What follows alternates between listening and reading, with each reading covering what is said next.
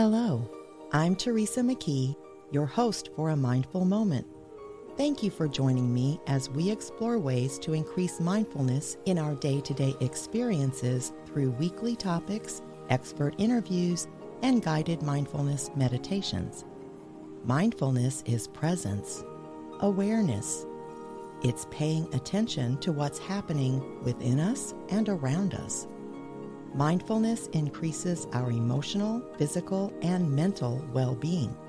It can also enhance our focus and productivity. Perhaps most importantly, in today's uncertain world, mindfulness strengthens our ability to be more compassionate toward ourselves as well as others. Wendy Quan is the pioneer in workplace mindfulness facilitator training and certification through her business, The Calm Monkey. Experienced meditators learn best practices to implement mindfulness at work and be skilled mindfulness facilitators. Wendy is also a pioneer in combining change management with mindfulness to help people through difficult change. Wendy is the featured expert in the newly released video course, Mindfulness for the Workplace, on the great courses, Wondrium and Audible, so you can learn to create a better experience for yourself at work and in life, no matter what your current circumstances are or what the future might hold. Wendy is a respected expert, author, and speaker, having taught at many mindfulness events, including at the Greater Good Science Center of UC Berkeley. With a corporate management background in human resources, information technology, and change management, together with her personal experience with mindfulness through cancer, she has trained over 400 mindfulness facilitators worldwide and gratefully served organizations big and small, including Google and the U.S. National Park Service. Welcome back, Wendy. Thank you so much for joining us. Hi, Teresa. I'm so glad to be here with you and your listeners. Thank you. I can't believe the last time we spoke was at the very beginning of the pandemic. Yes, So I remember. I had pandemic hair at that time. I know. Well, I'm glad to be back. Thank you. Me too. I don't know if we're normal yet, but at least it's better than it was a couple of years ago, right? Mm-hmm. So today I want to talk to you about really the focus on mindfulness at work. But I want to start with the fact that the Calm Monkey trains and certifies mindful meditation facilitators through your course. And many of those participants then introduce mindfulness meditation into their workplaces. And so I'm wondering if you can just talk a little bit about what's the benefit of mindfulness at work? Well, it can be so many benefits, right? Like the way I kind of look at it is most people dislike their job. There's a great number that dislike their job, or maybe they like their job, but they don't like an aspect of their job or certain people in their job, right? So given this, mindfulness can be applied to our everyday work life, not just in our personal lives. And there's certain ways to do that that can be really helpful. I know it helped me. I used to be in a corporate job that I really didn't like, and I stayed in it for many, many years. But once I learned how to apply mindfulness, it really did change like my state of being, how I felt at work. And I felt I could deal with difficult people a lot better. And I think that may be one of the keys. Most problems at work are people. I hate to say that, It but that's the really truth, is, right? So whether it's your boss or a coworker, but that's where the trouble starts. And you're right. Same thing for me. Once I learned to apply mindfulness, I almost got to the point. I mean, I don't have it now because I have my own company, but for years I was like, why did I let all that stuff bother me before? It just makes such a huge difference. Well, one of the things that's, I think, driving a lot of people batty right now, both employers and employees, is all of the change that's taking place again with the remote work, hybrid work, flexible hours, everything that's going, people switching jobs all over the place. Right. But I know you encourage organizations to integrate mindfulness into their change management efforts. And I was wondering if you could describe what the impact of that is on the individuals that work there. Well, okay. A big subject, but ask me anything you'd like. So my role when I was in the corporate world, I was in HR and IT, but most recently change management. And just to briefly say what change management is, because not a lot of people really know how to define it. Change management is a profession, a methodology that's used to help people through organizational change. regardless of what the change is. Because, and basically from an organizational business point of view, executives make changes, make decisions, make strategies for reasons. Obviously, they want to have a good business outcome, right? So, but in order to get that business outcome, people have to come along, obviously. But even though it's so obvious, what we tend to do a lot in organizations is ignore the people side of change. So mindfulness fits in so obviously and so well with this, because there's a saying, change happens one individual at a time. And that makes a lot of sense when you think of it, right? Because if you're a leader standing up and making a speech, that doesn't make people change. It's what's going on in here. What does it mean to me? How is it going to affect me? How am I going to deal with this? What about the unknown, the fear of the unknown and all of that? So just kind of that context first, right? And then your question about, how can mindfulness help us through that? Basically, I'd like to talk about this model called the individual change journey. And it's basically, if you can imagine, like when a change is introduced and the company or your manager or somebody saying, this is a change that's happening, it's going to be great, here's why we're doing it, and all the so-called good things that are going to happen. When we first find out about a change, we're kind of like, and there's maybe some fear and anxiety around that. And then that fear and anxiety can get bigger when the change starts to actually impact us, meaning when we have to do something different with our jobs or work with different people or whatever it might be, right? And then our attitude, our performance can go dip down, and it can stay down there if things don't go well. But there's lots that you can do to bring yourself back up.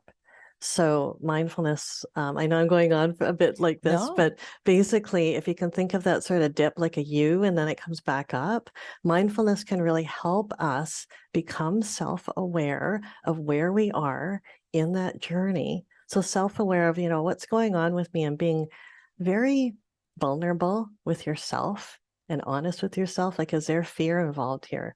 Is it the fear of the unknown? Is it the fear of, I've been at this company for 10 years and I'm an expert there, and what's going to happen to me afterwards, right? So it's that self-awareness, and then knowing why it's bothering you, that change is bothering you, and then being able to have this amount of what's called being with what is. It's kind of, can you coexist with this at least enough so you don't get stuck and you can move forward? So that's sort of a brief description of this journey that one can go on, and mindfulness can help you at each step of the way for that.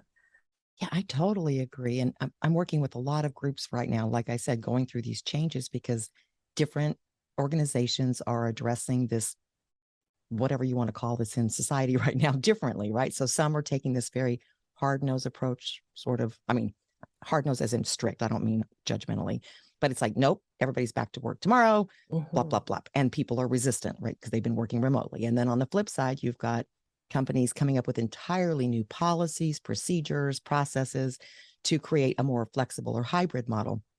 And in both cases, there's resistance. And it's exactly what you're talking about, but I don't know that people are aware of it. It does spark fear at first because it's a change and you don't know what to expect.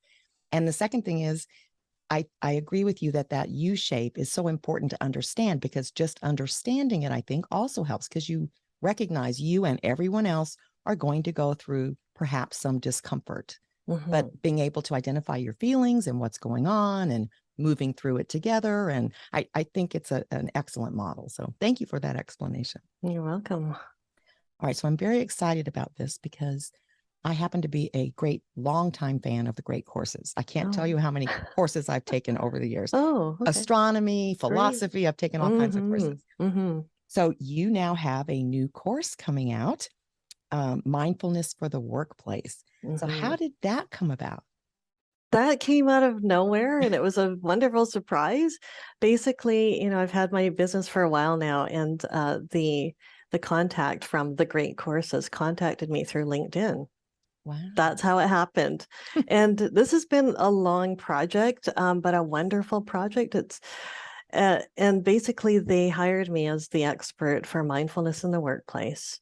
So I'm so happy and grateful that I was able to build that course, wrote the script, and then traveled to Washington, D.C. to go to their professional film studios and film it there.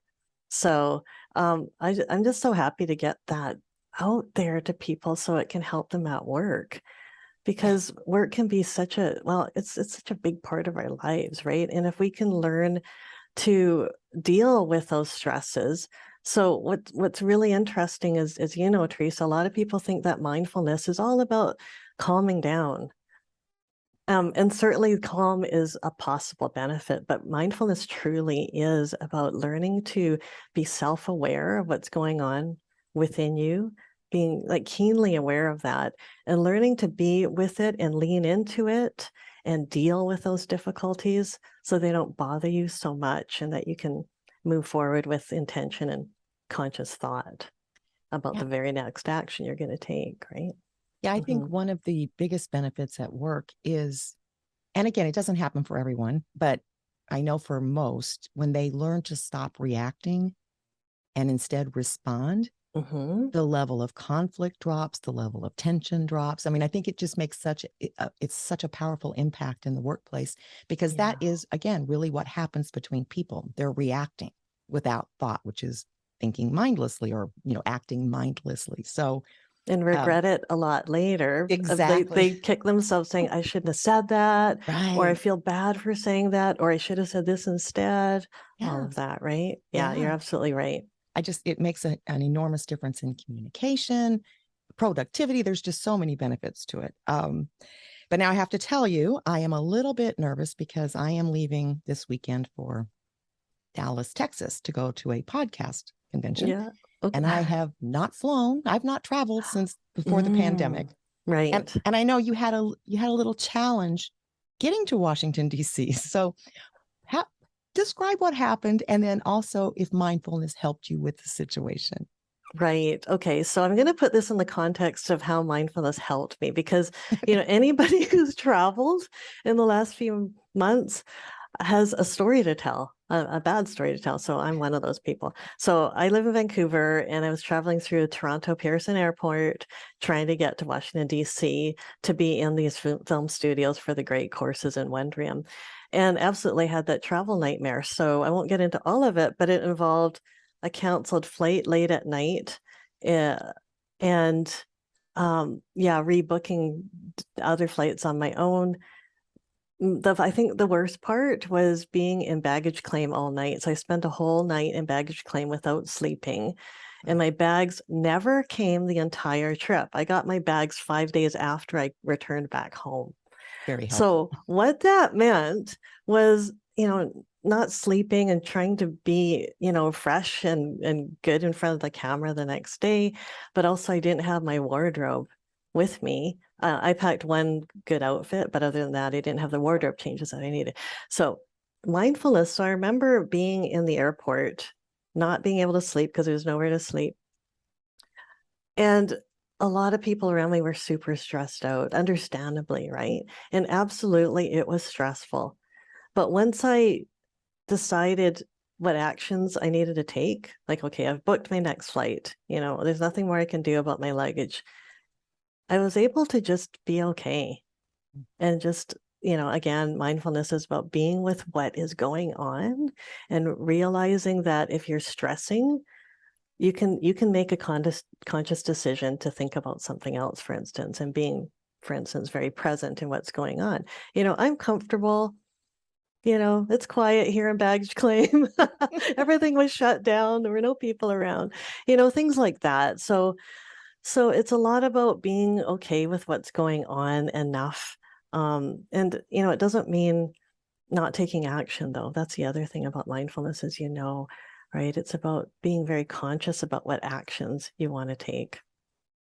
And then kindness, too, is part of mindfulness, ideally, right? So I saw people yelling at the airport staff, and I thought, those people, it's not their fault.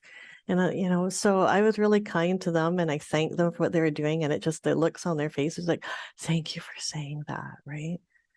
Yeah. So there's a lot you can do to create a better experience of what you're going through.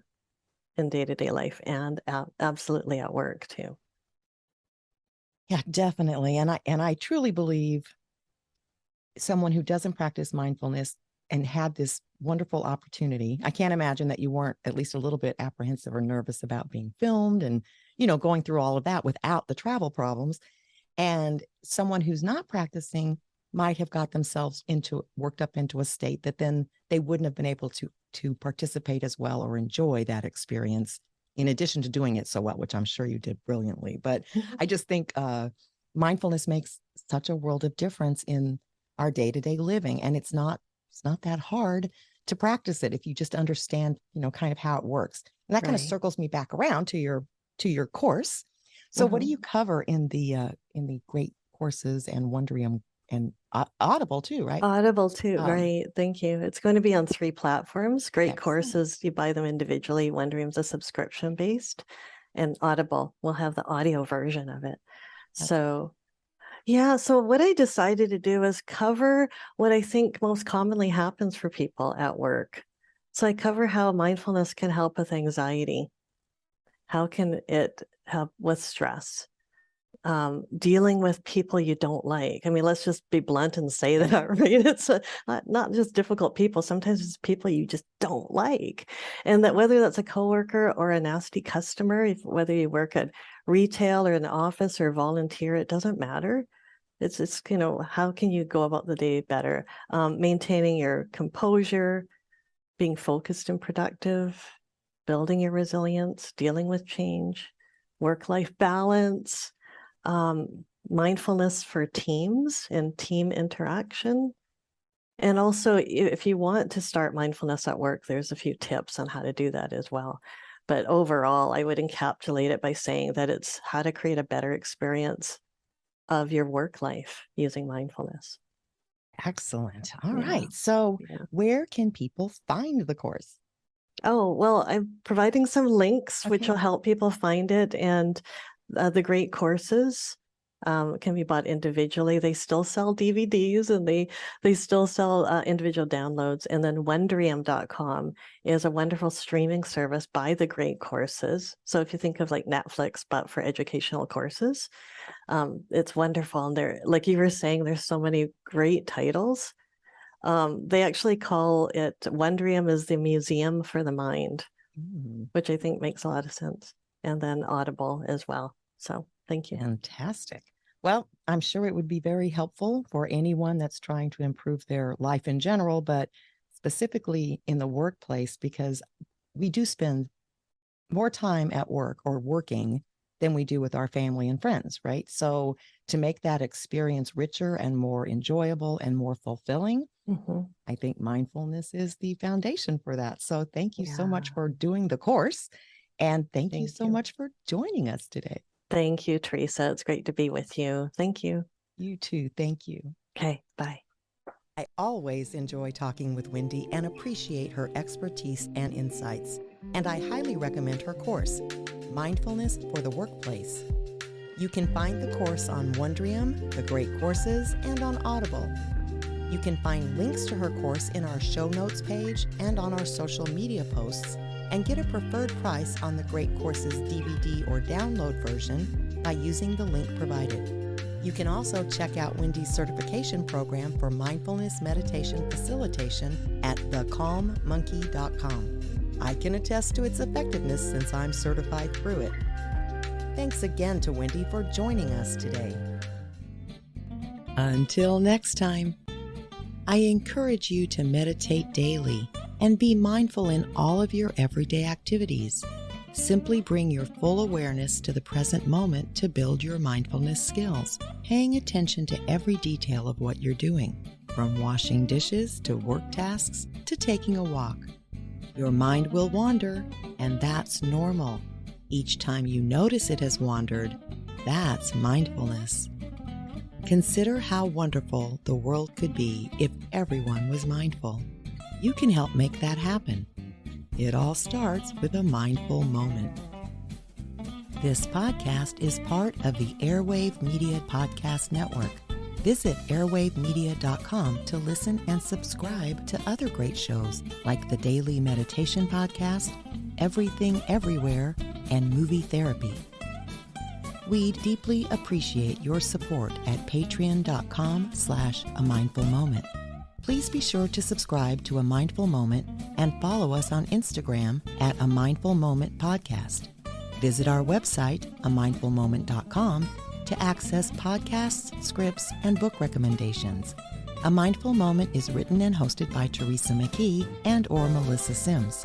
The Spanish version is translated and hosted by Paola Tile. Intro music, Retreat by Jason Farnham. Outro music, Morning Stroll by Josh Kirsch, Media Right Productions. Thank you for tuning in. This podcast is produced by Work to Live Productions.